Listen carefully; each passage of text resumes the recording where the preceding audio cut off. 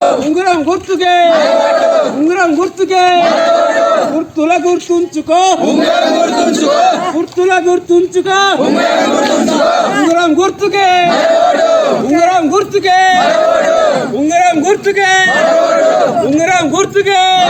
గ్రామ ప్రజలకు అందరికీ నమస్కారం. ఉంగరం గుర్తు మరి దయచేసి గెలిపియాలి. ఉంగరం గుర్తుకు ఓటేసి గెలిపియాలి. జిల్లాల గ్రామ ప్రజలకు, అన్నదమ్ములకు, అక్క చెల్లెళ్లకు, అన్నదమ్ములకు అందరికీ నా యొక్క నమస్కారాలు.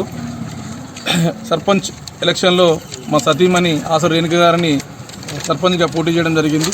గతంలో 2014లో ఎంపీటీసీగా పోటీ చేయడం జరిగింది. నేను అప్పటికి అవకాశం ఇవ్వనప్పటికీ జిల్లాల గ్రామానికి నా వంతుగా సహాయ సహకారం అందిస్తూ ప్రజలకు అందుబాటులో ఉంటూ నిరంతరం నాకు ప్రజల మధ్యలోనే ఉంటూ ఎన్నో కార్యక్రమాలు చేశాను. అనేక కార్యక్రమాల్లో పాల్పంచుకొని ప్రజలను మన్నెల పొందడానికి అనేక కార్యక్రమాలు ఆపదైనా సంపదైనా జిల్లాల గ్రామంలో ఉంటూ ఏ టైం అయినా అర్ధరాత్రి అయినా నేను టైం చూడలేదు.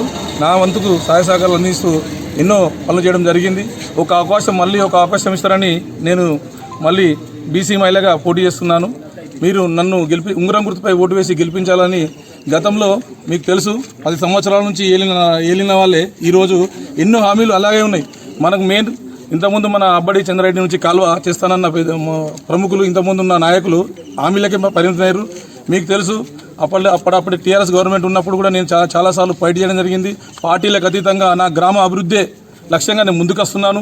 నా వెనక ఎవరు లీడర్లు, పెద్ద లీడర్లు లేరు, పెద్ద నాయకులు లేరు.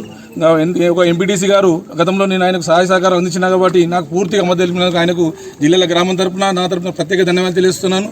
అలాగే ఎన్నో సమస్యలు ఉన్నాయి ఊరి మీద, కానీ సమస్యలపై కొట్లాడి సమస్యలు నిరంతరం నాకు బలం ప్రజలే. నేను ప్రజల మద్దతుకై ప్రజల దగ్గరికే ఓటు అడుగుతున్నా, వాళ్ళ పాదాల దగ్గరికి వస్తున్నా, వాళ్ళని కాలు మొక్కుతున్నా.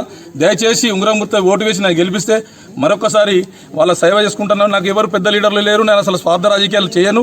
నా గ్రామ అభివృద్ధి లక్ష్యం. ఎందుకంటే గతంలో ఆలయ కమిటీ చైర్మన్ చేసినప్పుడు మీరు అందరూ చూసిర్రు ఆలయాలు ఏ పరిస్థితుల్లో ఉన్నాయో.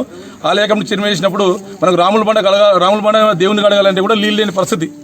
అటువంటి పరిస్థితుల్లో ప్రజల సహకారంతో, రైతుల సహకారంతో రాముల బండపై బోరు వేయడం జరిగింది. అలాగే విఠలేశ్వర స్వామి పురాణ ఆలయం మన తెలంగాణ రాష్ట్రంలో రెండో దేవాలయం ఇది. అలాంటి దేవాలయానికి అభివృద్ధి చేయడం జరిగింది. మీ అందరూ తెలుసు. మళ్ళీ మన ఊరికి పోచమ్మ కాడ నీళ్ళు కూడా లేవు. అప్పుడు చెంబొట్టుకొని పోయే పరిస్థితి మనకు. అక్కడ కూడా నేను నీళ్ళ సౌకర్యం చేయడం జరిగింది.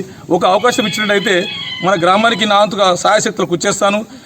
10 సంవత్సరాలు ఏ అవకాశం ఇవ్వలేదు. ఒక అవకాశం ఇచ్చి మీరు నన్ను గెలిపించినట్టయితే నిరంతరం మీ పాదసేవ వేసుకుంటానని గ్రామ ప్రజలందరికీ